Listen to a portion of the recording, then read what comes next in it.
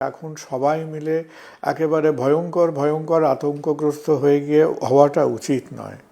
এখন আমাদের চারিদিকে অসংখ্য ভাইরাস ব্যাকটেরিয়া আমাদের এই ইকোসিস্টেমের মধ্যে রয়েছে, তাদের সাথেই আমাদের রোজকার ওঠা বসা। কিন্তু এই নিপা ভাইরাস সম্বন্ধে আমাদের কিছুটা অস্বস্তির কারণ নিশ্চয়ই আছে। কেন আছে?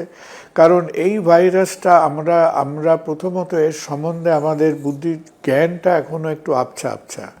এই ইনফেকশনটা আমরা মনে করি শুরু হয় খানিকটা সেই কোভিডের গল্পর মতো, যে বাদুড়রা এদের রেজার্ভয়ার, বাদুড়রা বিভিন্ন রকম ফল খায়, সেই ফলগুলো বাদুড়ের উচ্ছিষ্ট ফলগুলো মাটিতে পড়ে, সেগুলো অন্যান্য জন্তু জানোয়াররা তাদের সংস্পর্শে আসে, তারা খায়, মানুষ সেই অ্যানিমালের সংস্পর্শে আসে, সেখান থেকে আমাদের মানুষের দুর্ভোগটা শুরু হয়।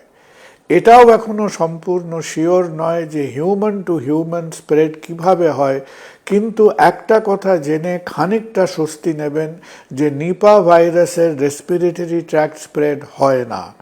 এটা যদি মানুষ থেকে মানুষে যেতে হয় তাহলে খুব ক্লোজ কন্ট্যাক্ট বা বডি ফ্লুইডসে যাবে। কেন এই ভাইরাস সম্বন্ধে এত কথাবার্তা? কারণ অন্যান্য ভাইরাল জ্বর, জারি, ফ্যাঁচফ্যাঁচে, সর্দি, কাশি, গলা ব্যথার সঙ্গে সঙ্গে কি এর একটা বদ বুদ্ধি আছে, সেটা আমাদের ব্রেনের ওপর যে একটা ফাইন লেয়ার আছে যেটাকে মেনিনজিস বলা হয়, সেই মেনিনজাইটিস বা মেনিনজিসটাকে ইনভলভ করে, সেখান থেকে ব্রেনেও সেই ইনফেকশনটা ছড়িয়ে পড়ে এবং that is a serious condition. এখনো অবধি নিপা ভাইরাস স্পেসিফিক কোনো ওষুধ বেরোয়নি। একটা টোটকা অ্যান্টিভাইরাল আছে, সেটা ব্যবহার হচ্ছে।